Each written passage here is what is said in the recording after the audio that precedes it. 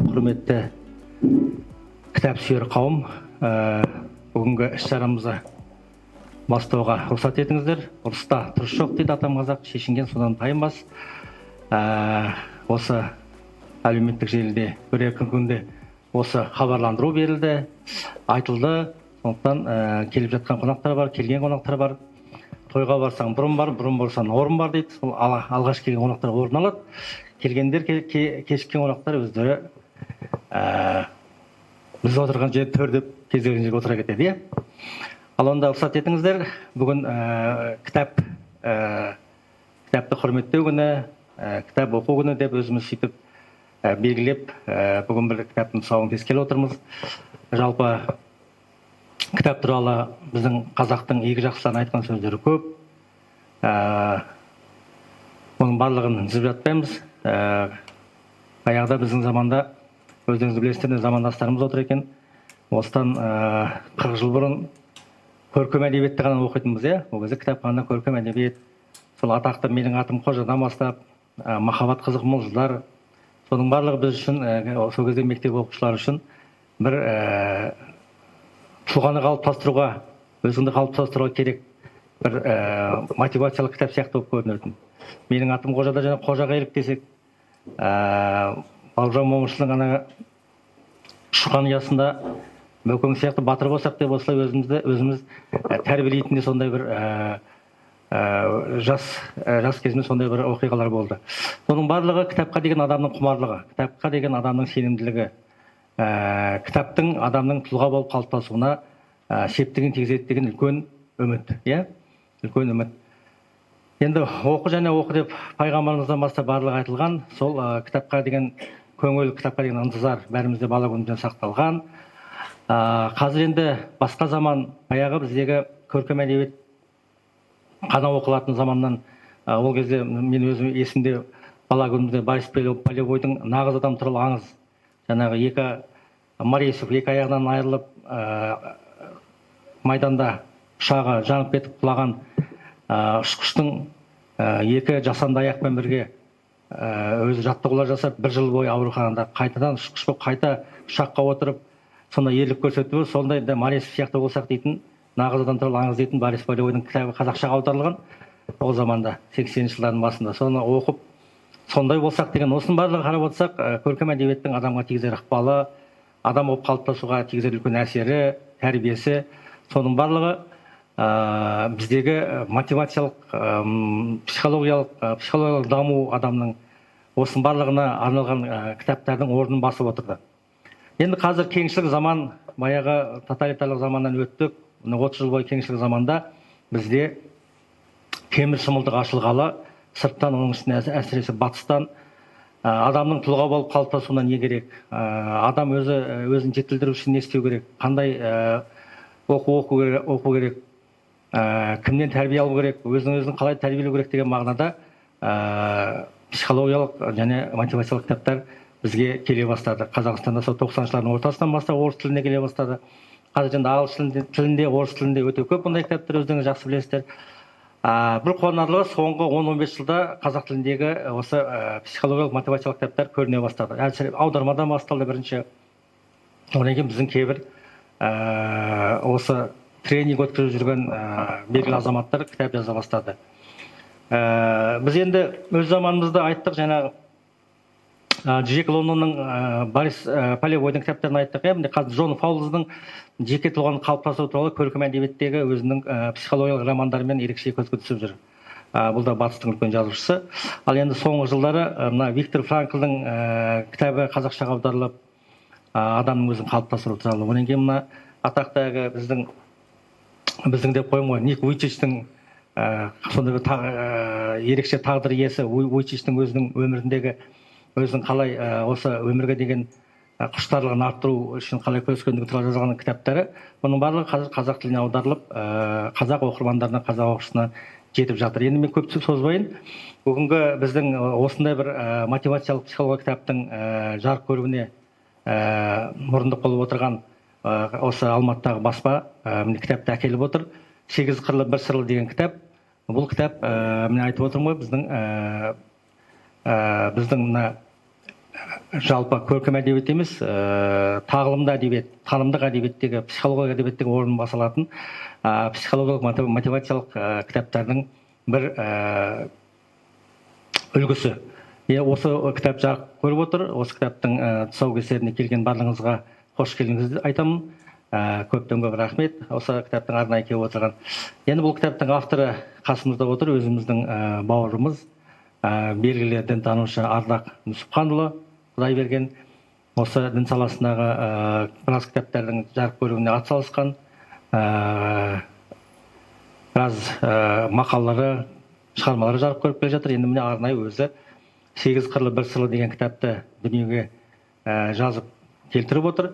Бұл кітаптың енді айттық, жеке тұлғаның қалыптасуына, жасөспірімдердің, әсіресе мектеп оқушыларының өмірде өз орнын қалай табу керек, өзін қалай тәрбиелеу керек, ол үшін неден бастау керек, соның барлығы осы жастарға арналған, жасөспірімдерге арналған кітап деп өзім солай қабылдадым. Өйткені 8 қырлы бір сырны оқып шығып, мұның ішінде әсіресе мына жасөспірім мектепте жүрген 12 жастан бастап қалыптаса бастаса, жастар сол 12 жастан бастап жастар осыны оқуға тиіс. Тіпті одан да төмен жастағы балалардан бастап жасөспірім жастарға дейін барлығы оқу керек деген ойдамын. Енді бұл кітаптың тұсаукесеріне барлығыңыз қош келдіңіздер. Қазір осында осы кітапты оқыған біздің мамандар, әр саладағы мамандарымыз, психолог, психология, социология, журналистика, дінтану саласындағы мамандар, осында бұл жерде дінтану саласындағы үлкен ғалымдар келіп отыр екен. Барлығы өзінің пікірін айта жатыр. Бұл жерде жастар да отыр. Жастарда бұл кітаптың ерекше екеніне көздері жетеді. Сондықтан бұл кітаптың тұсаукесеріне келген барлығыңызға қош келдіңіздер деп айтқым келеді. Енді көп сөйлеп созбайық деп, бірінші біз арнауымыз бар екен. Осы кітаптың мазмұнына тоқталған бір арнау айтқысы келетін бауырымыз осында ортамызда отыр. Бекарыс Көштаев дейтін өнер иесі жас ініміз өзінің домбырасымен бір арнау арнасам дейді. Сөз Бекарыста.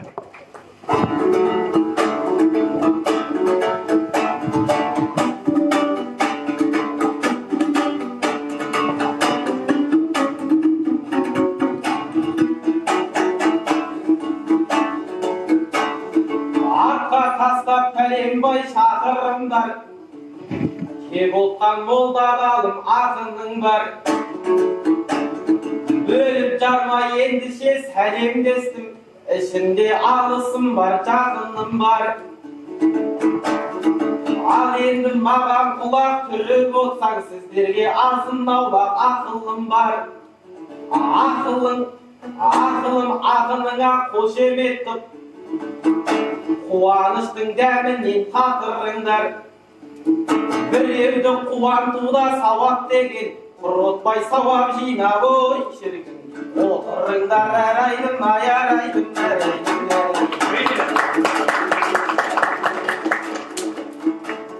таңмен бір күн батып, бір күн атып, уақыт деген көнбейді ау ырқыңа түк.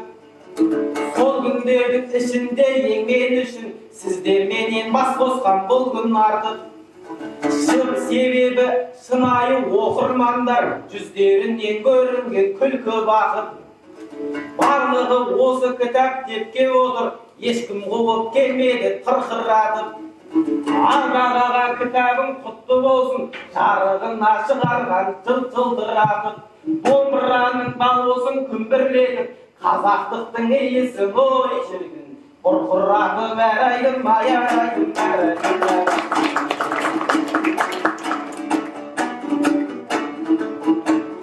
Кітаптан асқан қандай дос бар еді, бір сөзімнің астар еді. Бұл ақының су жаңа мына достың кеше ғана парағын ашқан еді. Көргенімді сіздермен бөлісейін, ашқанымнан шуағын шашқан еді. Іші толған кітаптың қайрат жігер, келешекке сенімді жоспар еді.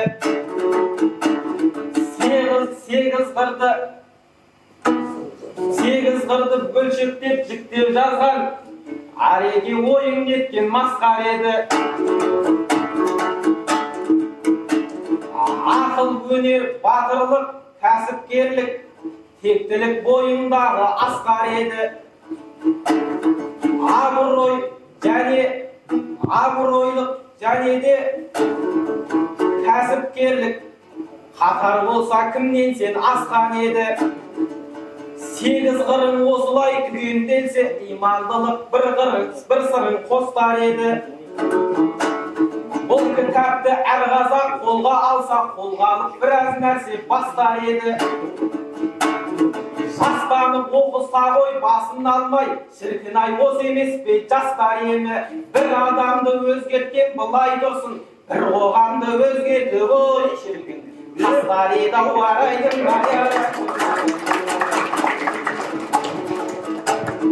Мен өзім бұл кітапты асыл дерем, асылдың мәртебесін асыр дерем. Іші толған өнеге қазыналы, білімді ашқанынан шашу дерем. Өмірге азық берген, бағдар берген, мен өзі бұл кітапты досым дерем. Ойымды айтар болсам оқырманға, көп кешікпей қатарға қосыл дерем. Бұл кітаптың парағын ашу деген, өмірге жаңа есік ой шіркін. Ашу дерем әрайдым, айарайдым. Десеңдер бұл ақының толғайды ма? Біздерге бір шабалақ болмайды ма? Ай, бәрекелді. Осымен тоқтатайын арнауымды, десеңдер әрмен қарай жалғайды ма? Барлығын айтар едім бұл кітаптың, бірақ шарт солай енді болмайды да. Үйге барып асықпай оқыңыздар, білім деген оңаша қонбайды ма? Барлығын сатырлатып айтып берсем, үйге барып түк қызықсыз бой шіркін. Қалмайды ма бәрекелді. Көп рахмет Бекарыс Гумилев атындағы Еуразия ұлттық университеті осы іс-шараны ұйымдастырып отырған университеттің журналистика факультеті, журналистика және әлеуметтік ғылымдар факультеті және ең бастысы бұл платформаны бізге ұсынып отырған кітапханадағы осындай ерекше бір жылы ұяны бізге беріп отырған осы біздің Отырар университетіміздің Отырар кітапханасының директоры Бақытжан Әбдірасұлына көп рахмет айтамыз. Бәкең ортамызда отыр. Қазақ ұлттық университетінің түлегі, бұл кісі философ, үлкен ғалым. Осы 12 жыл бойы осы біздің Отырар кітапханасының директоры болып келе жатыр. Бәке, өзіңізге көптен көп рахмет. Сонымен бірге журналистика және әлеуметтік ғылымдар факультетінің осында профессорлары отыр, кафедра меңгерушілері отыр. Әлеуметтану ғылымы бойынша, дінтану ғылымы бойынша, философия, психология бойынша үлкен профессорлар қатысып отыр. Және осы факультеттің журналистика және әлеуметтік ғылымдар факультетінің деканы болып, мен өзім модератор болып осы жиынды жүргізіп отырмын. Сондықтан ардақтың мәртебесі қандай екенін осыдан біле бересіздер. Ал енді осы кітаптың авторы Ардақ Нүсіпханұлы Құдайберген бауырымыз арасында өте көпшіл, осы қай жерде болса, қай ортада болмасын, елдермен тіл табысып, сол ортаға сіңісіп кете алатын, одан кейін қазаққа болсын деп жүретін ұлтшыл азаматтың бірі. Дін саласында өзінің қолтаңбасы бар, дінтану саласында барынша еңбектеніп жүрген жас ғалым, келешек алда деп білеміз. Бірақ сонымен бірге өзі де осы кітап жазып, қазақ баласының тұлға болып қалыптасуына өзінің бір үлес қоссын деп осындай бір кітаптың дүниеге әкелді. Енді осы кітапты көп сөз бермей тұсауын кесейік. Онан кейін осы кітап туралы мамандар, үлкен профессорлар, ғұламалар, ғалымдар өздерінің пікірін айтсын. Сонда ғана осы біздің бүгінгі жиынның сәні кіреді деп ойлаймын. Онда кітаптың тұсаукесеріне Әйгерім, Айкөркем, сіздер бері қарай келе қалыңыздар. Аз-қаз кітаптың тұсауын кесеміз.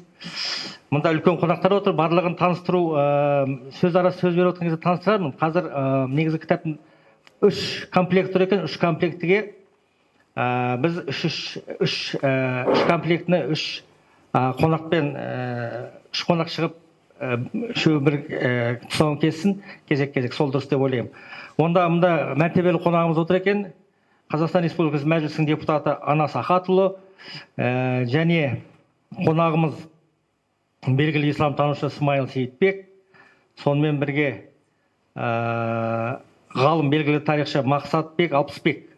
Осы 3 қонағымыз келіп, бірінші комплектін соңын кесіп, камераны жаппаңыздар.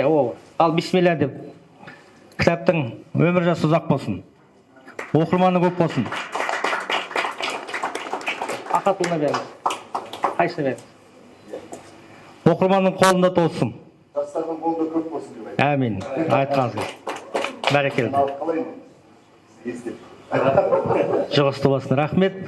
Онда келесі Батыржан Берденұлы, Қазақстан мұсылмандар басқармасының уақытты насихат және мүфтият баспасының меңгерушісі бар ма осы? Батыржан Берденұлы және әрине бұл кісі біздің қонағымыз, шаңырақтың иесі болса да, іс-шараның қонағы Бақытжан Әбдірасұлы. Бәке, сіз де кітаптың тұсауын кесіп төрге шықсаңыз. Және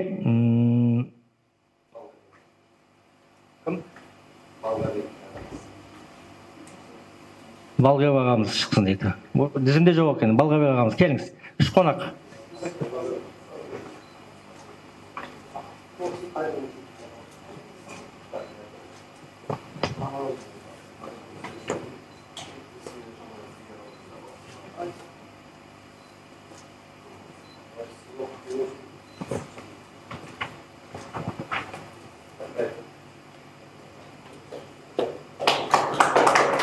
Жақсы, онда өзіміздің профессорлар қалды. Баспасөз және баспасөз кафедрасы меңгерушісі профессор Амангелді Мейрамұлы, төрге шығыңыз. Әужеке Рамазан Саттарұлы, ел спорт қоғамдық бірлестігінің төрағасы, социолог ғылымдарының кандидаты, профессор Кеңшілік Тышқанұлы, дінтану кафедрасының доценті, және Гүлден Қанатқызы, психология кафедрасының доценті. Төрге шығыңыздар.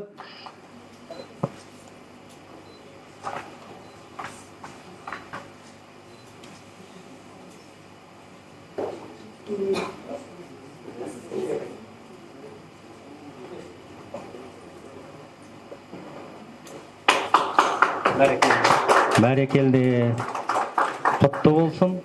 Екінші бөлімі, онда осы кітаптың авторы, 8 қырлы, 1 сырлы кітабының авторы Ардақ Нүсіпханұлы отырар кітапханасында өзінің кітаптарын табыстайды, ресми түрде. Бақытжан Әбдірасұлы қабылдап болады. Біз минусын айтамыз деп, оны минусын айтса да қабылдай береміз, солай ғой Ареке? Қабылдаймыз. Әзіл ғой. Кітап туралы пікір айтыла жатады. Оның алдында осы кітаптың авторы, белгілі дінтанушы, қоғам қайраткері болып жүрген Ардақ Нүсіпханұлы бауырымыз осы кітаптың жазылу тарих туралы шағын ғана өзінің ой толғауын айтып кетсе, Ареке, мінекейіңіз.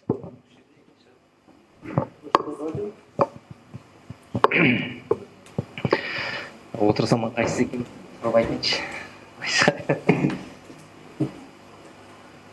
Ассалаумағалейкум, құрметті халайық, құрметті кітап сүйер қауым. Кім қазір осы жерге келсе, оны біз қатты бағалаймыз. Келе алмаған адамдарды да түсінеміз. Себебі қазір жұмыстың барысы, ең бастысы біздің қазіргі осы қолдарыңызға тиіп жатқан, тұсауы кесіліп жатқан кітап біріншіден қоғамға, халыққа пайдасы тисе деп ойлаймыз. Жалпы қолымызға қалам алғандағы бірнеше түрткі болған мәселелер, сол осы жастарға, қазір жастардың мынау басқа бір мәдениетке, басқа бір пәлсапаға, басқа бір тәрбиеге кетіп бара жатқандығын күнде көреміз. Қоғаммен күнде ішінің сол қоғамның қазанында қайнап жатқан адамбыз. Сол қоғаммен бірге жастайымыздан жұмыс жасадық, жастармен бірге жұмыс жасадық, ел халықпен бірге қаншама мыңдаған сұрақтар түсті біздерге. Сол сұрақтардың аясындағы бір өзімізше елеп, соның ішінен елегімізден өткен дүниелерді бір күні бір кісі айтады, қанша уақытта жазып болдыңыз бұл кітапты деп. Біз айтамыз, бұл енді жазылуы тез болғанмен, осы соңғы 1,5-2 жылға жуық уақытта жазылғанмен, бірақ бұл 10 жылдық жинақталған, ішіміздегі жатқан сол бір құндылықтың қазіргі қайнап шыққаны деп жауап берген едік. Себебі бұл расын айтқан кезде сол қазір қоғамның ішіндегі болып жатқан дүние. Бізде мынау 8 қырлы, 1 сырлы деген сөздің өзі бір бренд сөз ғой, былайша айтқан кезде. Бір қазақтың еңбектеген баладан еңкейген қартқа дейін сол сөз сіңіп кеткен сөз. сегіз қырлы бір сырлы, ол біз ер адамға да қолданамыз, қыз балаға да қолданамыз ол сөзді. Бірақ кейде бір сол сегіз қырлы бір сырлыны осы кітап жазу барысында көп кісілермен ақылдастық, сөйлестік. Сонда сұраймыз, бірінші, сіз сегіз қырлы бір сырлыны қалай деп танисыз? Әлеуметтік желіге де солай бір жариялаған посттарымыз болды. Бізде сол кезде көп мынау анализ жасайтын болсақ, сегіз қырлы бір сырлыны көбінше өнер, ән, күй, би, серілік құру деген мәселелерге келіп тоқталады екенбіз. Бірақ біз бұл кітаптың ішінде ол сегіз қырлы бір сырлы деген дүниені тек қана өнер емес, өнер деген бабы, қыры бар бұның ішінде. Кешегі Ыбырай атамыз айтқандай, өнер білім бар жұрттар тастан сарай салғызған, айшыл қалышерлерден жылдам хабар алғызған деді ғой. Сонау ғасырларда Ыбырай аталарымыз сол кезде тек қана өнер деген бір ән күй емес, өнер деген ол бір инновация, ол бір жаңа технология, ол бір жаңа өнер тапқыштық деген дүниені айтқысы келген екен. Қазіргі мынау дамып жатқан біздің қолымыздағы сымсыз телефонымыз, мынау биік ғимараттар, соның барлығын Ыбырай аталарымыз кеше қазақ үйдің айналасында жүрген кезде берге енді келіп тоқалтам дейді ғой бұрынғы тілмен айтқанда. Сол салынып жатқан кезде сол нәрселерді бізге жеткізіп кеткен екен. Ол қырды да қамтыдық. Жалпы бұл кітаптың жазылуына біз осы кітаптың ішінде айтамыз, ішінде не түрткі болғанын. Бір күні бір бала келіп бізге айтады, осы тектілік туралы сұрады. Жалпы тектілік деген не? Ол тектілікке қалай жетсек болады? Бәлкім менің атам текті емес шығар. Біз айтамыз ғой қазақ жаңағы тектілік тұқым қуат деп. Ол тек қана тұқым қуумен ғана келетін дүние емес жалпы. Бірақ біз осы кітаптың ішінде сол нәрсе түрткі болып кетті. Оған айттық, енді сен бірінші тектілікке жету үшін жалпы ақылды болуың керек. Ақыл ең бірінші. Сен өмірде ақылды пайдалану, оны қашан пайдаланасың? Шешім шығарғанда, сыни шешімдер шығарған кезде адам баласына қажетті не? Ол ақыл. Ақыл ғана емес, ақылды болу, былайша айтқан кезде. Ақыл деген кезде ол біз көп жағдайда оның ішіне білімді де, парасатты да, даналықты да кіргізіп жатамыз. Ақылды, одан кейін өнер. Сосын мынау қазіргі заманауи жастарға бағытталған форматта бұл кітап жарық көріп отыр. Сол бағытта жазылды. Мысалы үшін біз қайраттылық деп, кешегі арыстандай айбатты, жолбарыстай қайратты деп, біздің бабаларымыз айтып кеткен қайраттылықты біз батыр деп бердік. Неге? Қазақ айтады, болаты бала бірін-бірі батыр дейді. Сол себепті батыр болу. Батыр деген тек қана қолыңның, білегіңнің күші емес. Батыр деген ол кез келген қиындыққа төтеп беру, кез келген жерден төте жолын таба білу. Ол батырлық. Кез келген дүниеге шыдамдылық таныту, ол батырлық. Ішкі қайсарлылық. Оның барлығы осы кітаптың ішінде тұнып тұр. Тіпті мынау ішінде бай болу деген тақырыптар береді, оны кәсіпкерлік деп жаңа форматпен бердік. Неге? Өйткені бай деген жақсы ұғым жалпы. Бірақ кейінгі бір ұғымдарда біздерді байға деген көзқарасты сәл өзгертіп жіберді.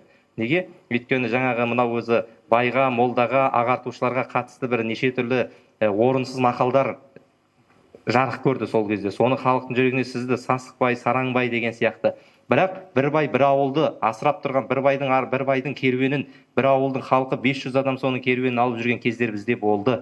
Мысалы үшін сол кездегі секілді қарап отырсаңыз, бір байдың шашылуы деген жылына бір рет шашылуы, мына зекет садақасынан бөлек байдың шашылуы деген бар біздің қазақтың тарихында. Бай сол өзіндегі барын айналасына бөліп берген кездер болған. Соны біз қазіргі тілмен алғанда кәсіпкерлік, ол кәсіпкерліктің ішіне тек қана кәсіпкерлік емес, әлеуметтік кәсіпкерлік деген мәселелерге дейін тоқталдық. Яғни бұл кітаптың ішінде 8 қыр болса, сол 8 қырдың айналып келген кезде айналаңа пайдалы болуға тәрбиелеу, қоғамға пайдалы болуға тәрбиелеу, артыңа бір пайда келтіріп кетуге тәрбиелеу. Сол секілді мәмілегерлік деген тақырыпқа келдік. Бұл дипломатия. Бір ауыз сөзбен айтқанда мәміле. Қазір бізде бәрі бар. Жалпы бәрі бар.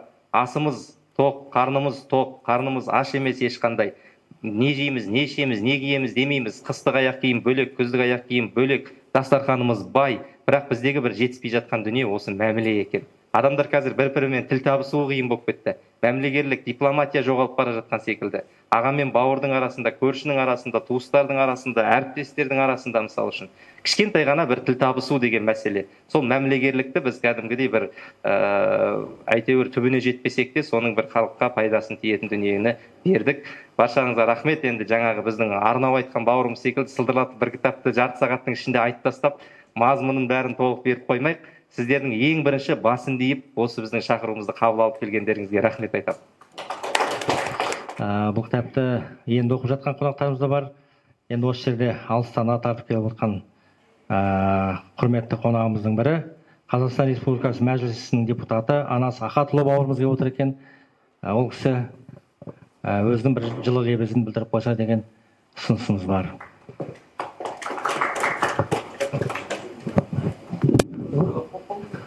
Ассалаумағалейкум, құрметті жастар, ағалар. Еді құтты болсын. Өзі ардақты жан. Өзі Құдай берген адам. Көрдіңіз бе? Қандай бұл кісінің атының өзінде қандай жақсы ғажап дүниелер бар. Сондан да Ардақ мырза, қуаныштымыз. Мен өте сол жұмыс қайнап жатса да, сіздің тұсаукесеріңізге міндетті түрде біз баруымыз керек. Неге? Себебі сіз мына 8 қырлы, 1 сырлы деген түсініктің жаңа форматын ұсынып отырсыз. Бұны көп адамдар түсіне бермейді, 8 қырлы, 1 сырлы дегенне. Кейде бір жастарда айтасыз, сен кімге үйленесің? Іздеп жүрген бір ғашығың бар ма? Тұрмыс құрайын деп жүрсің ба, қарағым? Сонда қандай жігіт? Сенің параметрің қандай? Дегенде 8 қырлы, 1 сырлы дей салады. Ал ол қандай? Жаңа өзіңіз жақсы айттыңыз. Ол өнермен байланыстырады көбінесе. Ал енді мына сіздің жаңа беріп отқан жаңа түсінік өте қызықты. Жастар осыны пайдаланып, өзіне сыңарын іздеген кезде, отбасын құрған кезде, мына жастарға де айтып отырмын, осы параметрлерді ескеріп, шын мәнінде ақылды ма? Өнері қандай екен? Бұл мәмілешілдік бар ма бұл жігітте, жоқ па? Иман бар ма? Міне қандай тамаша ғажап дүние. Сондықтан да жастар, сіздерге оқуға өте пайдалы болады деп есептеймін. Әлі оқып үлгерген жоқпын. Балама беріп кеттім. Өткен жолы бір ауылға кетіп бара жатырда балама қыстырып жібергенмін өткен жолы. Осыны оқып кел деп. Қалай десем жақсы дейді. Сондықтан да мен өте қуаныштымын, Ардақ мырза. Құтты болсын. Шәкәрімнің бір сөзі бар ғой, дін тазасын ой табар дейді. Міне, ақылдан бастағаныңыз өте жақсы екен. Бірінші параметр ақыл. Шын мәнінде ақылды адам табу қазір өте қиын. Сондықтан да біз елімізді көркейтеміз десек, президентіміз айтқан адал азамат жасаймыз десек, шын мәнінде осы кітапта үйренген дүниені ұстансақ жеткілікті де. Алғашқы сәтте. Құтты болсын, қадамдарыңызға нұр жаусын, мерекелеріңізбен.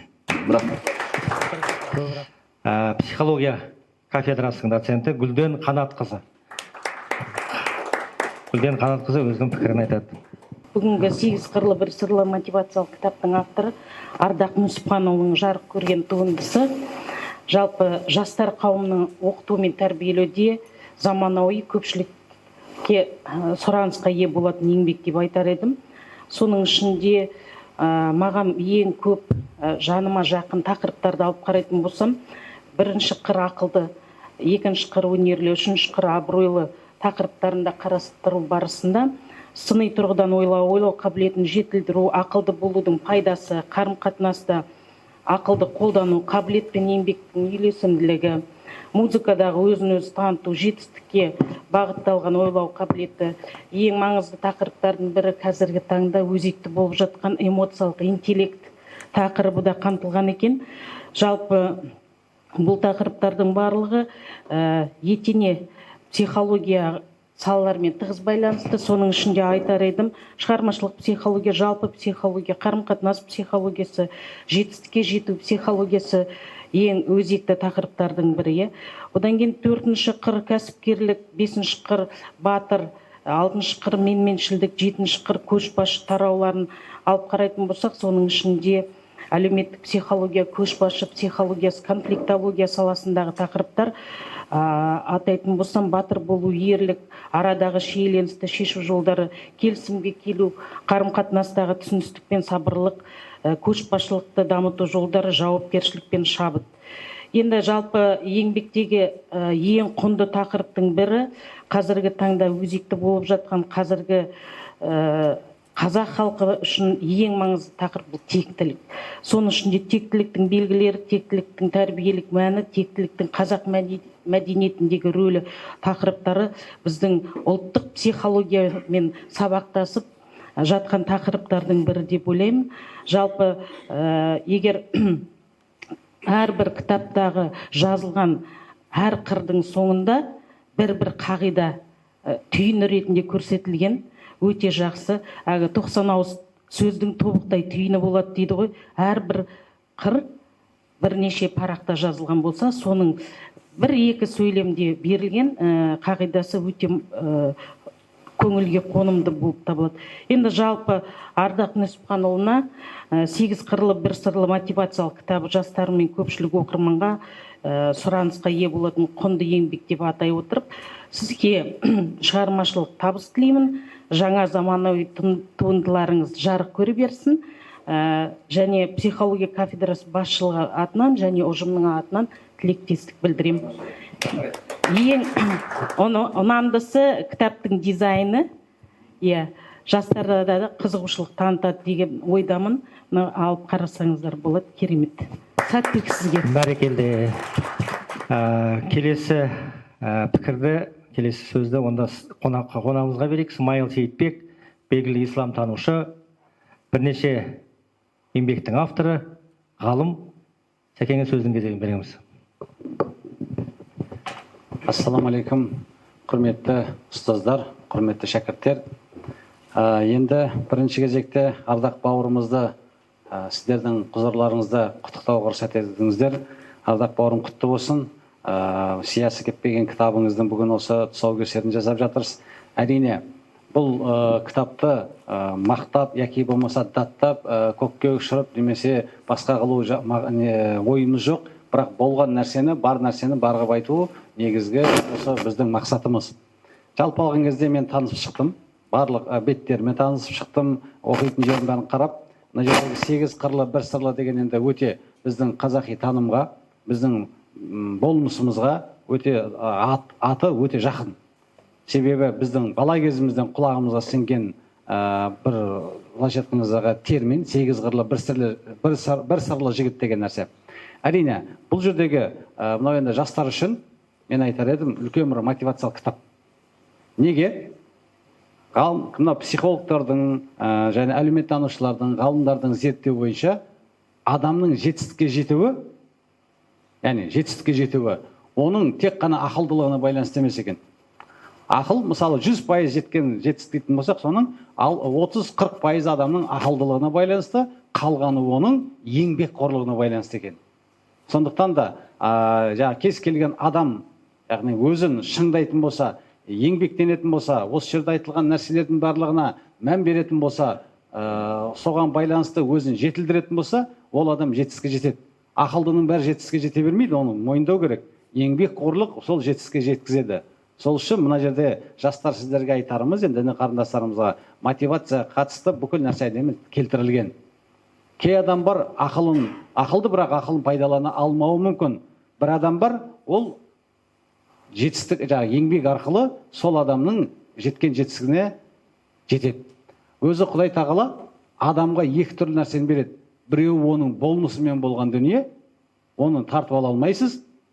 Екіншісі еңбекпен келетін жетістік болады. Ал енді кейбір мінез, мысалы тектілік деген нәрсе, мына жерде менен алдыңда апайымыз айтып өтті.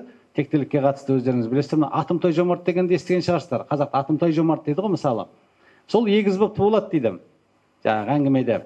Сонда екі бала ғой, Атымтай мен тағы егізі сыңары. Екеуі өседі, ер жетеді, бірақ Атымтайды жұрт жақсы көреді. Оның сыңарын аса ұната бермейді. Сәл сараңдауда сыңары, сараңдау, мәмілешіл емес, көпшіл емес дегендей. Сондан сыңары анасына келіп ренжиді ғой. Біз екеуміз егізбіз, бірге тудық, бірақ елдің бәріне Атымтайды жақсы көреді, бірақ мен аса ұната бермейді. Не кемшілігіміз бар біздің дейді ғой. Екеуміз бірге тудық қой, енді минут сағаты бір. Сонда анасын айтқаны, балам, бұл енді Құдайдың бергені ғой дейді ғой. Себебі екеуің туылған кезде дейді, Атымтайдың бір ерекшелігі дейді. Ол дейді, емген кезде тек қана бір ғана омырау деметін, екіншісін саған қалдыратын дейді. Сен емсең екеуіңді қақтап алатын едің дейді ғой. Яғни бұл Құдайдың беретін қабілеті, былайшындағы тектілігі де, оны ешкім тартып ала алмайды. Қол жеткізіп болған сіз тараштансаңыз да жете алмайсыз, бірақ та қол жеткізе алатын дүниелерді мына жерде әдемілеп жазған. Сондықтан да ақылменен бірге осы ерік жігерді пайдаланса, осыдан пайдаланып өздеріңізге өмірлік бір шыңға жету қажет болатын болса, бұл сіздерге жол көрсететін бір мотивациялық еңбек деп айтар едім. Сол үшін ардақ бауырымызға шынымен де алғысымызды білдіреміз. Біз енді әріптеспіз. Баспасөз және баспасы кафедрасы меңгерушісі профессор Амангелді Мейрамұлы, Әужекеңе сөз кезегін береміз. Қайырлы күн, құрметті әріптестер, қонақтар, студенттер, білім алушылар. Жалпы мотивация деген сөзді айтқанда, біз бірінші өзіміздің өмірдегі негізгі бағдарымызды айқындау деген түсінік пайда болады. Міне бүгінгі мынау кездесуге мен арнайы апайларды шақырып отырмын. Бізде Күміс университет дейтін оқу неміз бар. Ол жерде мынау қазіргі үйде отырған зейнеткерлік шыққан кісілер келіп біздің университетте сабақ алады. Сол кісілермен біз қазір тақырыпты өтіп жатырмыз, медиа сауат тақырыбында. Сол медиа сауат тақырыбын өткен бағытында ақпаратты қалай ажырату білу керек. Шынайы және жалғаны. Тура осы кітаптың ақылды тарауында сыни ойлауды дамыту бағыты көрсетілген.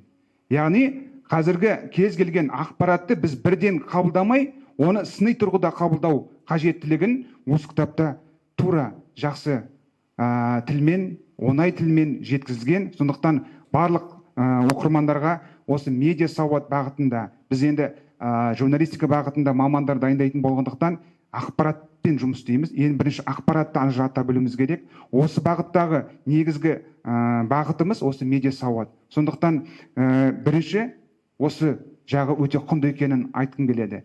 Екіншіден, кез келген адам тұлғасында қажетті 8 қырын өте жақсы көрсеткен.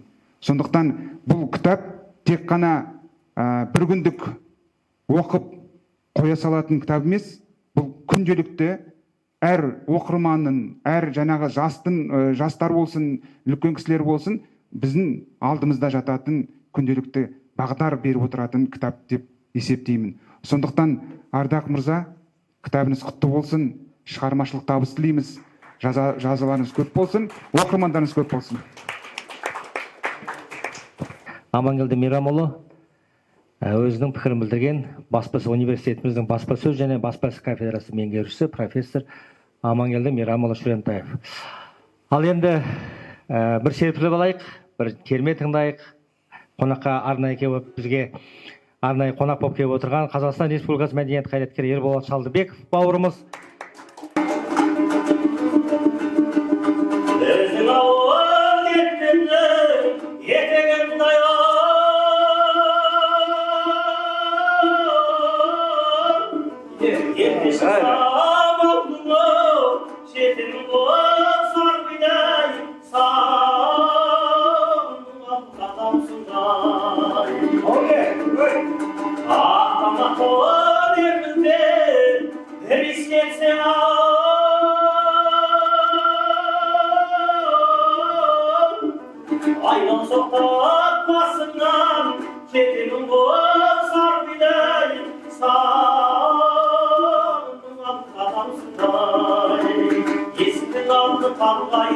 Басында тұрмас жаздайым, қалтаға еске түскенде, сағын соқты, сағыр бидаяды сағанды.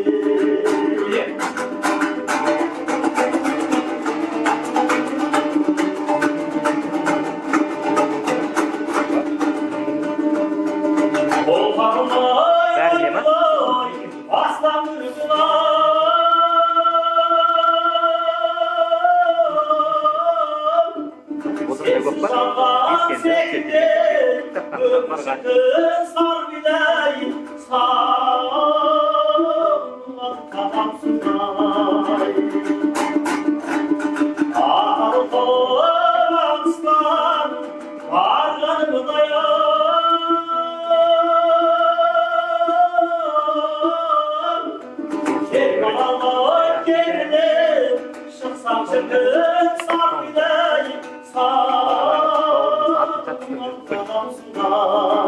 есіктің алды қалтайын, басында тұрмас жаздайын, қалтаға еске түскенде, сағын соңды, сағыр бидаяны сағанды. Есіктің алды қарағай, қалтаның өлді жанғалай, қалтаға еске түскенде, оқ болып жүрек, жоқ болып жүрек жаналай. Қалтаға еске түскенде, оқ болып жүрек, жоқ болып жүрек жаналай. Алғыс айтамыз. Ал енді мына жастарға бір құлақ алтын сырға қазір сәл біраздан кейін бұл кітаптың тұсаукесері де аяқталады. Бұл кітап сегіз қырлы бір сырлы мотивациялық кітап, психологиялық кітап, тұлғаның дамуы туралы, жастардың өзін қалай дамыту туралы. Авторы дінтанушы маман болса да, бұл ешқандай дінге қатысы жоқ кітап. Бұл жерде жаңа айттық, біз мына меломан кітап дүкенінде, қазірдің заманның өзінде меломан кітап дүкенінде психологиялық мотивациялық кітаптар алғашқы 10 кітаптың үшеуінде алғаш үштікте тұрады екен, сатылым жағынан. Яғни мотивациялық кітаптар өте тез өтіп кетеді, тез сатылады. Өйткені оқырманы жастар және қолдан қолға тұрмайтын кітап болғаннан кейін бұны алып қояды.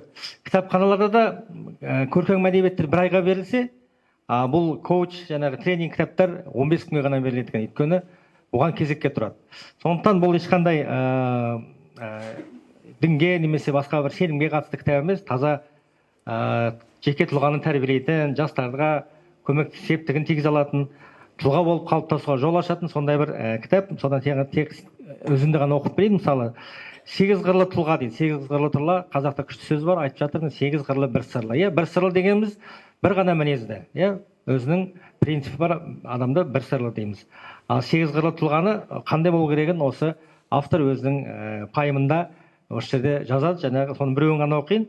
8 қырлы тұлға үнемі дамып жаңаша ойлай білетін білімді адам дейді бірінші. Екінші, 8 қырлы тұлға әр істе креативті шешім тауып жаңа мүмкіндікті көре білетін адам дейді.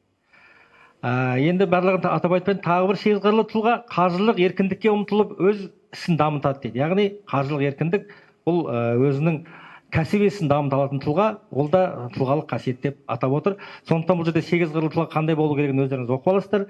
Мен тағы да бұл кітаптың ерекшелігіне тоқталып айтқаным ғой. Ал енді келесі сөздің кезегін осында біздің тағы үлкен маман отыр. Ел спорт қоғамдық бірлестігінің төрағасы, социология ғылымдарының кандидаты, профессор Рамазан Саттарұлы. Рәкең өзінің бір ауыз лебізін білдірсем деп отыр. Қош келдіңіз. Армысыздар, құрметті ағайындар, әріптестер. Бірінші кезекте әрине авторды құттықтауымыз керек. Өте маңызды қажырлы еңбектің нәтижесі құтты болсын. Шын жүректен қуаныштымыз. Енді кітаптың кіріспесіндегі бірнеше замандастардың тілегі, сол ақын бауырымыздың да жақсы пікірі, жалпы енді модератордың баяндауындағы жалпы енді кітаптың мазмұнын ашып жатқандай, бірақ десек те өз үлесімізді қосайық. Неге десеңіздер, социология ол метағылым, мегағылым, философиядан кейін. Енді сол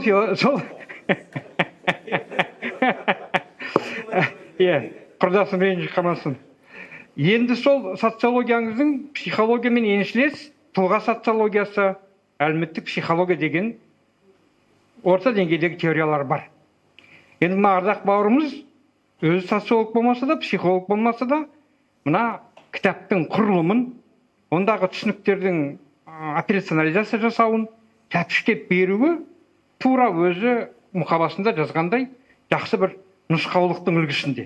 Демек, бұл жерден мен өз басым сол сізбен біздің әлеуметтік психология, тұлға, әлеуметтануындағы қосымша өзімізге бар теориялық еңбектермен қатар нақты тәжірибелік, практикалық маңызы бар деп қолдана аламыз. Мен соған қуаныштымын. Енді әуезовтің бір сөзі бар, толдым болдым деме, ол тоқтағаның жарты жолда қалған дегенге келеді енді. Демек, мына кітаптың негізгі түп мақсаты оқырман әрқайсымыз ешқашанда толдым болдым демеуіміз керек. Неге? Өйткені әр кезеңде, әр әлеуметтік деңгейіңізде, рөліңізде, статусыңызда жетілудің, дамудың шексіз мүмкіндіктері бар. Ол тек қана кітаптағы ғана емес, 8 бір қыры тұлғаның басқамен де айқындалады. Тағы да бір ұтымдысы, көптеген шетелдік авторларды білеміз. Енді капитализм әу баста сол жеке даралық қабілет қасиетке негізделген индивидуализм. Ал автор бұл жерде тек қана баю материалдық қана жағдай емес, сонымен қатар қазақи болмысымызға тән ұлттық мүдде, ұлттық тұтастық. Әрге қайсымыз бірігіп бірлесіп жеке дара болса да ұлтқа қызмет етуге шақыратындығы. Оны біз жаңағы кітаптың атауынан көреміз.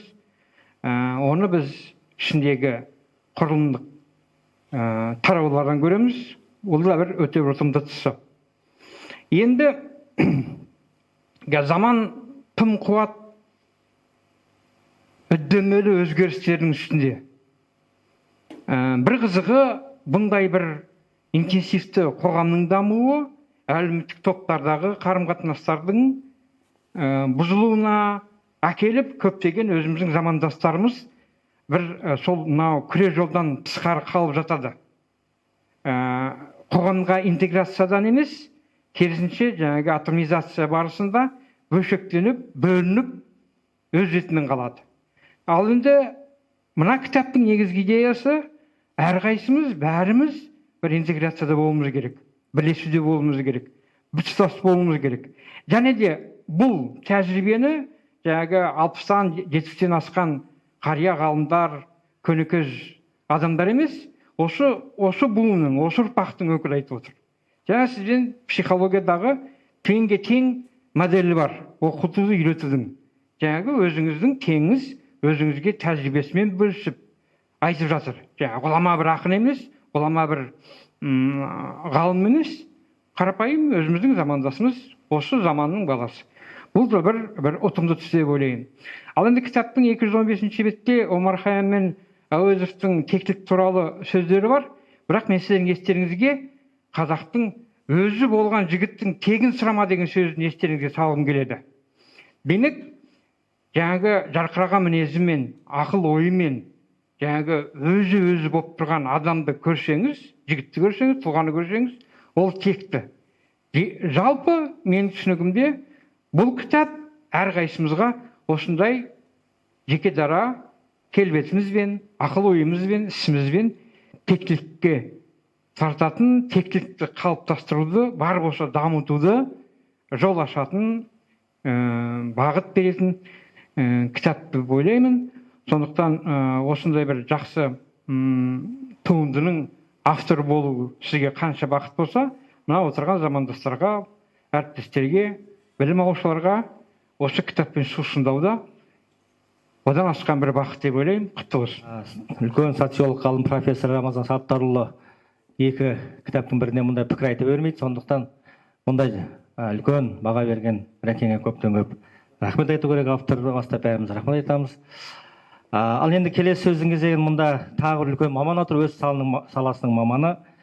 Біздің университетіміздің дінтану кафедрасының доценті Кеңшілік Тышқанұлы. Кең өзің бір пікірін айтсын.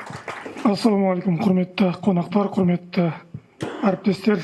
Бүгін бір тамаша жиында бас қосып отырғанымызға өте қуаныштымыз. Шын мәнісінде әркім өзінің көргісі келген нәрсені көреді ғой. Біз енді социологтар әлеуметтік жағын көріп жатыр, психологтар психологиялық қырын көріп жатыр. Біз енді діни рухани қырын көбірек назарға аламыз деп ойлаймын. Маған 8 қырынан гөрі бір сыры қызық болды. Енді 8 қыр ол әркімнің өз шамасы шарқынша шауып жатқан дүние. Алуан жүйрік бар, әніне қарай шабады деп, бәрі қазір бай болғысы келеді, мықты болғысы келеді, батыр болғысы келеді, текті болғысы келеді. Сол үшін жаңағы миллиондап ақша төлеп коучтардың семинарына қатысып жатыр. Содан кейін бақытты болғысы келіп, ине алып, наркоман болып жүр, бай болғысы келіп, жаңағы ойын ойнап, игроман болып жүр. Бұның барлығы айтып бірдеңе болғысы келіп жүр ғой. Бірақ түбінде сол біз бір сырды сақтауымыз керек екен, ол адам өзінің имандылығын бұзбау керек екен. Бұл енді шәкәрімде де бар. Хақ мұсылман кім болар? Айтса сөзі шын болар. Рахым, ынсап, ар ұят кімде болса дін болар. Төртеуінің бірі жоқ, жүрегінде нұры жоқ. Құр айтқанмен бола ма, мұсылмандық түрі жоқ дейді. Сондықтан да адамгершілік, имандылықты сақтаған кезде адамның қабілеті де, қарымы да, руханияты да, байлығы да бәрінің мәні болады. Ал оның руханияты жоқ болса, имандылығы жоқ болса, оның ештеңесі болмайды, себебі ол соның артында өзінің құрдымға кеткенін байқамай қалады. Сол үшін де бұл кітаптың ең маңызды, маған өзекті болған жері осы имандылық, осы сыр. Сол сырды сақтаса адам, әрбір азамат, қазір біздің қоғамда 21 ғасырда байлықтың, бақыттың бәрі бар, мен ойлаймын. Жаңа айтты ғой, біздің 4 мезгіл киетін етігіміз бар деп. Сол сияқты бәрі бар, бірақ дегенмен де мынау адамды, адамгершілік деген дүние ізгілік деген дүние, имандылық деген дүние көп жағдайларда жетіспей жатады.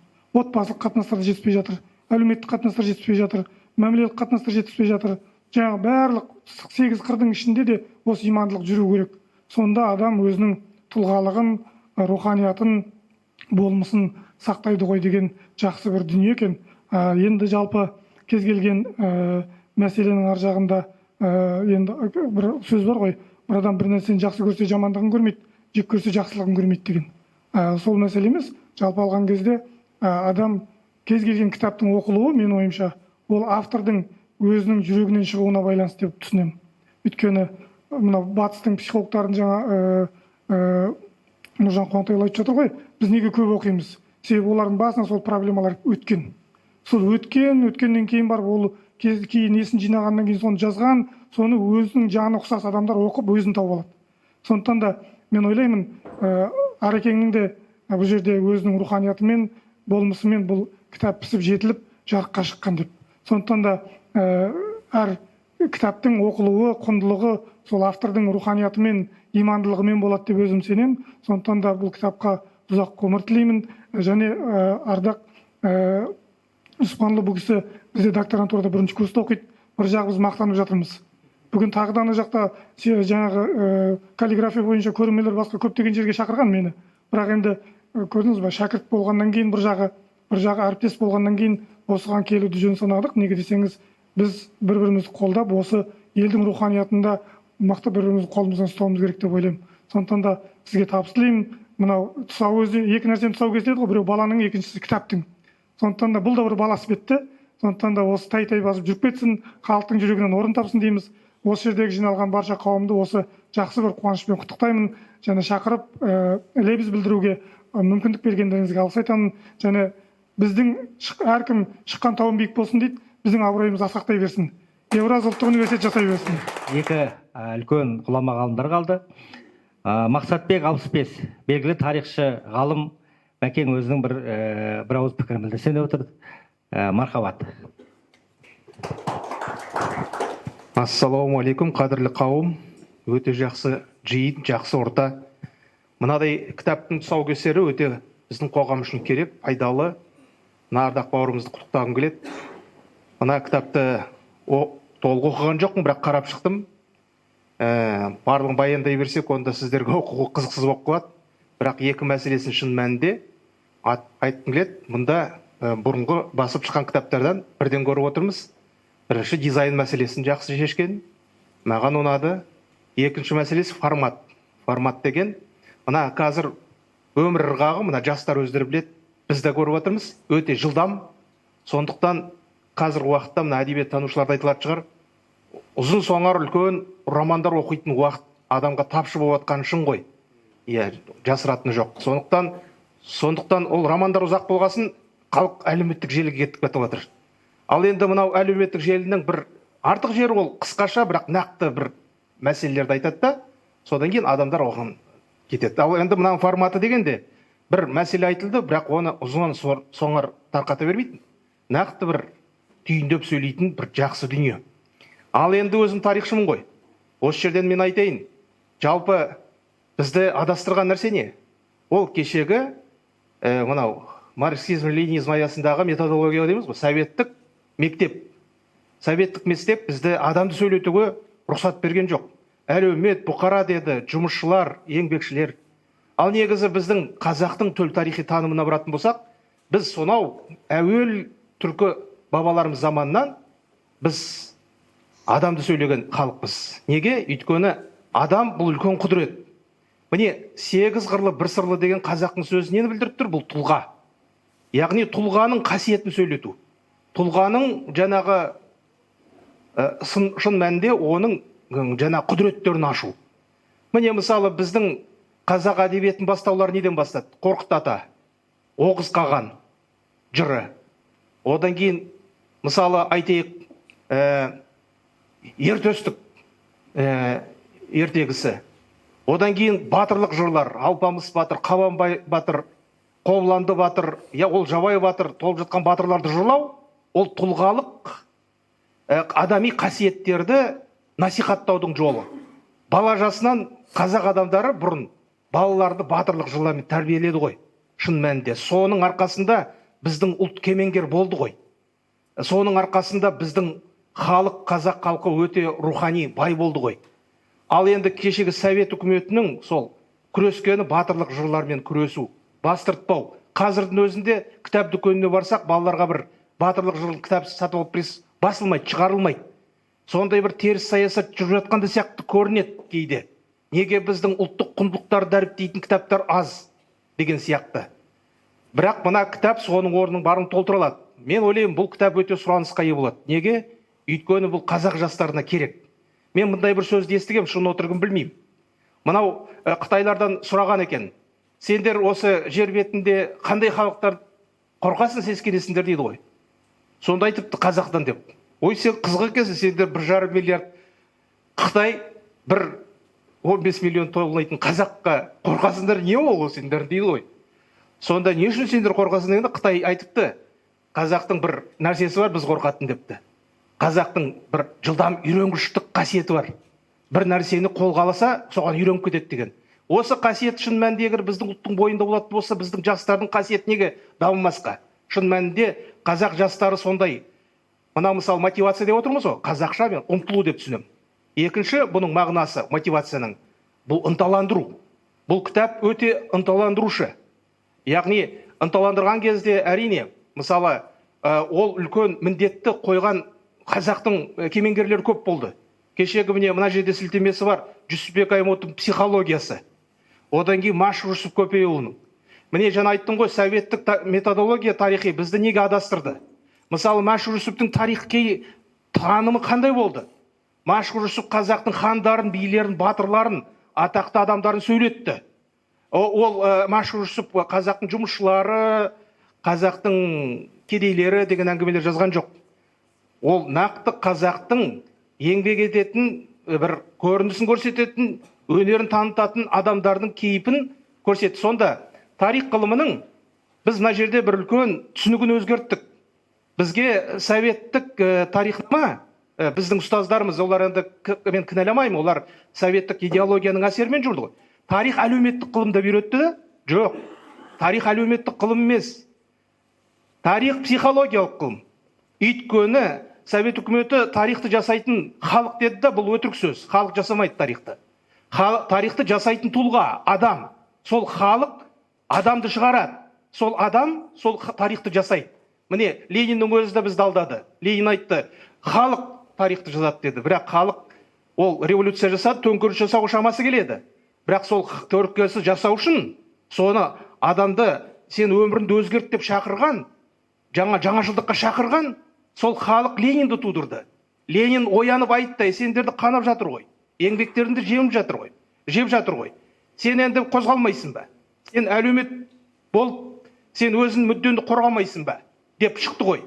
Сондықтан біз оны кінәлай алмаймыз. Сол дұрыс нәрсе. Ал психологиялық қылық дейміз. Мысалы, оған дәлел мынау.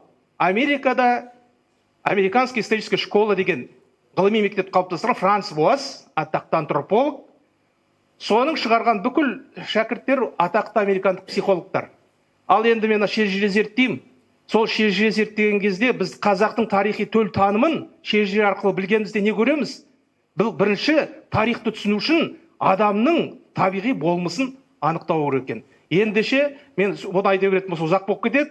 Осы кітаптан бір түйіндейтін бір нәрсе, мынау қазақ жас буын тәрбиелеп шығаратын кітап деп түсінемін. Сондықтан ардақ бауырымды құттықтаймын. Рахмет. Термеші бауырымызды ортаға шақырайық. Бір терме тыңдап, содан кейін біздің жиынымызды ақырындап аяқтала бастайды. Бекарыс Көштаев. Бекарыс деген азамат өзінің бір жақсы бір термесін арнайды. Қабыл алыңыздар. Кешегі жетісудағы жыраулардың басы Қабан жырау бабамыздың әулие Қабан Қабиса Асанұлының термесінен орындалды.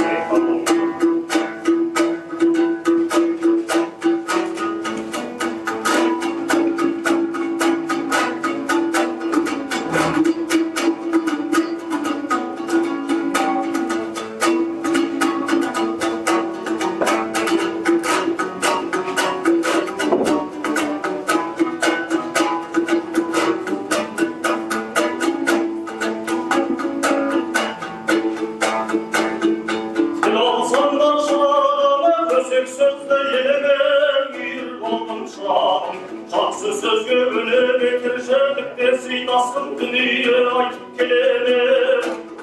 Дүниеге сенім жоқ мінер өзбір күн кемеге, айтар әр күн біткенін.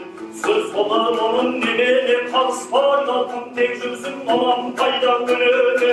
Өзек аян сөз болса, жұмытпағын денеге, әділдің озар арымы Болсын, ал енді келесі сөздің кезегін осы арналып келген қонағымыз Батыржан Бергенұлы, Қазақстан мұсылмандар діни басқармасының мүфтият баспасының меңгерушісі, уағыз насихат мүфтият баспасының меңгерушісі. Ассаламу алейкум. Ұлағатты ұстаздар отыр екен, қадірлі шәкірттер. Баршаңызға мынау қасиетті айдамыз ғой, ораза қабыл болсын.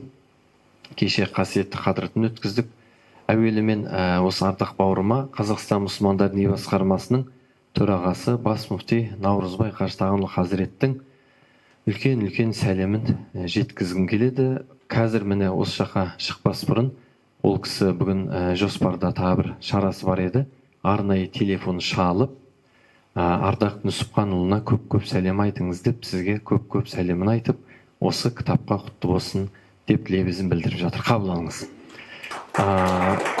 Енді мен ойлаймын, 8 қырлы бір сырлы деген бұл жігіттерге айтылатын баяғыдан. Енді мен ойлаймын, осы 8 қырлы бір сырлы деген бұл жігіттік коды деп ойлаймын. Бұл қандай жігіт дегенде 8 қырлы бір сырлы деуші қой. Сол сияқты мен осы кітапты қарап отқанда, енді қолымызға тиіп қарап парақтап отқанда, мен ойыма Ардақ түсіп отыр. Өйткені Ардақ өзі 8 қырлы бір сырлы жігіт. Ардақ өзін ана кітапты жазып отырған кезде өзін ойлап, өзін қырын жазған сияқты. Өйткені Ардақты мен көптен танимын. Екеуміз 2 облысты басқардық, имам болдық. Мен сол батыста Атырауда болдым. Ардақ әріптес болып Жетісу өңірінде бас имам болды. Көп жиналыстарда осы діни бағытта бірге сұхбаттасып, пікірлесіп, көп жұмыс бірге жасадық. Кейіннен бізде діни басқармада, муфтиятта уақып деген үлкен қор бар. Сол қордың директоры болды. Үлкен қадамдар жасап, жұмыс жасады. Ардаққа әрқашан табыс тілейміз. Мына еңбегің жана берсін, тоқтап қалмасын, көбейсін. Мен 8 қырлы бір сырлыға бір нәрсе қосқым келер еді. Ардақтың тәуекелшілігін қосқым келер еді. Мынаның ішінде қарап отырсаңыздар, дұрыс ақылмен бастаған, дұрыс. Енді Алла тағала адам баласын жаратқан кезде адам баласынан бұрын ақылды жаратты дейді. Құранда ақылға салмайсыңдар ма, ақылға келмейсіңдер ме деп Құранда өте көп айтылады. Кейде біз анау жатағымда жүргендерді шақырып албай ақылға салмайсың ба десең, ақылды өздерінше бір харам деген секілді ақылдан қашады. Негізінде адам ақылға салған кезде көп нәрсені шешеді. Сондықтан ақылдан басталғаны өте құп болған. Бірақ мен сол 9-шы бір тәуекелшілікті, Ардақтың тәуекелшілігін қосқым келеді. Өйткені Ардақ өте тәуекелшіл жігіт. Бір нәрсені қолын алды ма тәуекел басып кете беретін, сондай қазақи, өзінің ер мінезі де бар, жан-жақты қыры бар. Енді имандылығы болса да өзі иман болған азамат. Оның имандылығы өте кәміл, осы Алла жолында қызмет жасап жүрген азамат. Білімділігі де, міне соның куәсі осы үлкен ұлттық, осы атындағы Евразия ұлттық университетіне докторантураға түсудің өзі де үлкен өзінің біліктілігі деп ойлаймыз. Сондықтан көп уақыттарыңызды алмайын, өзімде уақытым аз болып тұр, баратын жерім бар еді. Сондықтан сәттілік тілеймін Ардақ бауырыма, тек қана жақсылықта кездесейік. Құтты болсын. Көп рахмет. Белгілі дінтанушы Балғабек Балтабай. Ол кісі отыр ма, ағамыз? Кәке, бір ауыз лебіз. Сонымен аяқтайық. Бата берейік, одан кейін фотоға түсейік. Фото суретке түсейік. Ал қайырлы кеш, құрметті ұстаздар, шәкірттер. Шынында да тамаша бір кеш болды. Қазақта бір жақсы сөз бар ғой. Жақсының аты өлмейді, ғалымның қаты өлмейді деп. Міне осы керемет мәңгілік өлмейтін бір кітап дүниеге келді. Сондықтан мен де Ардақ бауырымды құттықтаймын. Құтты болсын, бір керемет кітап. Енді осы кітап жазылардан бұрын бір ақылдасқан Ардекеңде өзі. Бұл кітап діни болады ма жоқ, діни емес бола ма деген мазмұнда. Содан мазмұнын біраз білемін. Бірақ мен де тек қана бір нәрсеге айтқым келіп отыр бұл жерде. Мынау мәмлегерлік мәселесі бойынша. Енді бәріміз пендеміз ғой. Кей кезде қоғаммен қатынас кезінде көптеген әдепсіздік болып атады, болмаса білмегендік болып атады ғой. Сол жағынан келгенде өте маңызды деп ойлаймын. Мысалы үшін мен өзім көп көремін, жаңа тіпті өзім кеше ғана қасындағы өзінің інім бір дүкенге бардық, бағасын сұрады. Мына қанша деп? 25 мың теңге десе. Ей, неге қымбат дейді да. Сосын айтамын ғой, магазиншінің көңілі қалып қалды. Аяқ астынан да, дүкенші қарапайым мәселе, қоғамдық мәселе. Содан мен айттым, сенің айтқаның дұрыс болған жоқ. Өйткені сенің мына сөзің дөрекі болды, сатушы ренжіп қалды, көңілі қалып қалды деп. Ал бәріміз білеміз, ұлы ғұлама Яссауидің бір жақсы керемет сөзі бар. Ол айтады ғой, ең бірінші адам болу мәселесі.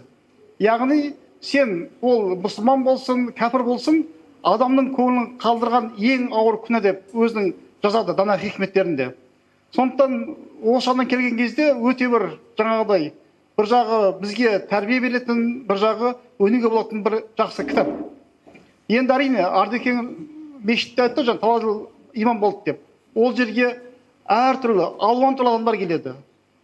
Күйзелістегі адамдар да келеді, жағдайы жоқ адамдар келеді, ажырасқандар келеді, болмаса басқа да қоғамдық мәселесі бар адамның бәрі білесіздер мешітке барады.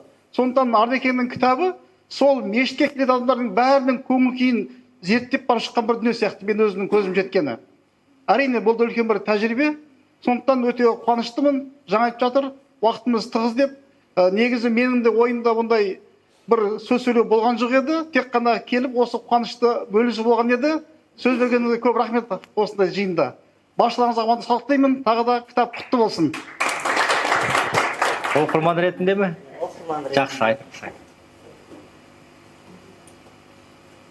Ассалаумағалейкум, қадірлі жиналушылар. Мен жаңа осы кітапты оқып шықтым, қарап шықтым. Содан енді ғалымдар айтып жатыр, ұстаздар айтып жатыр. Мен енді оқырман ретінде бір пікірімді айтайыншы. Шынымен 8 қырлы, бір сырлы деген тіркестің өзі адам қой салады екен. Осы қазақта өте бір кең тараған ертөстік деген ертегі бар ғой. Сол ертегіде ертөстік өзінің жарын іздеп сапарға шығады. Содан сапар бойында ертөстікке Желаяқ деген өнерпаз кезігеді. 6 қырды, 6 айшылық жолды 6 күнде басып өтетін. Ертөстікке Көреген деген өнерпаз кезігеді. 6 қырдың астындағыны көретін. Ертөстікке Саққұлақ деген өнерпаз кезігеді. 6 қырдың астындағыны естейтін. Таусоғар деген өнерпаз кезігеді. Осылай ертөстікке сапарлас болып, енді ертөстіктің ғашығын алып қайтады ғой. Енді осы жерде мен бұл ертегіні былай түсінем.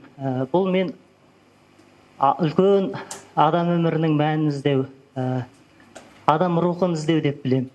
Қараңыздаршы, осы ертегіде бірақ жаңағы өнерпаздардың бәрі ертөстікке жолдасқаны. Жол бойы қызметтерін берді, көмектерін қалып жатыр. Енді бірақ сол ертөстік жоқ. Жаңағы Желаяққа, ой Желаяқ, сен қайтсең де маған осы өнеріңді үйрет деген. Я болмаса ертөстік жоқ. Ой Саққұлақ, мен де 6 қырдың астындағыны естейін, сен маған осы өнеріңді үйрет деп. Бір жабысып жатып алған ертөстікті көрмейсіз. Мен кейде 8 қыр дегенді бәлкім осы мынау бір қысқа уақытта адамның қызығушылығыма деймін. Мен жаңа ағаның кітабын ашып отырмын. Ағаның кітабының 1-ші беті ақыл деп басталады. Сіздерге өте жақсы таныс, мынау ілкі әңгімелердің бірінде, мен қысқа айтам аға, ілкі әңгімелерде, мысалы адамзаттың түбі атасы, адам ата, таным ағашынан алма деген жеміс жепті.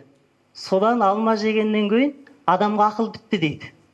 Демек енді мен ойлап отырмын аға, сіз ақылмен бастағаныңыз өте ғажап. Өйткені адамға ақыл біткеннен кейін осы 8 қырды іздей бастады. Жаңағы ертөстіктің жолдастарының өнерін үйренуге. Енді аға өзінің кітабын медитация деп аяқтапты. Мен арасы керек қалай аяқтар екен дедім. енді әр уақытта мысалы бәріміз де шынында жаңағы ертөстікте бір сапар шегеміз мына ғұмырда. Ойның сапарын шегеміз, кеңістікті шегеміз, уақытты шегеміз. Бізде жаңағыдай осы жерде мен мысалы қаншама кітапта қолымның табы қалды. Көп жерде қараймыз, ізденеміз.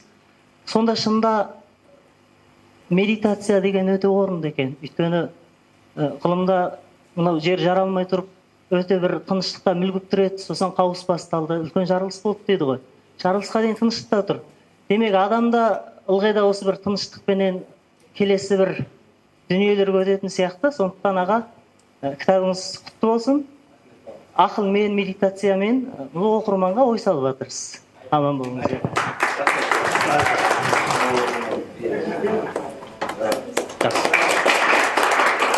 Фото суретке түсіп олай отыра беріңіздер.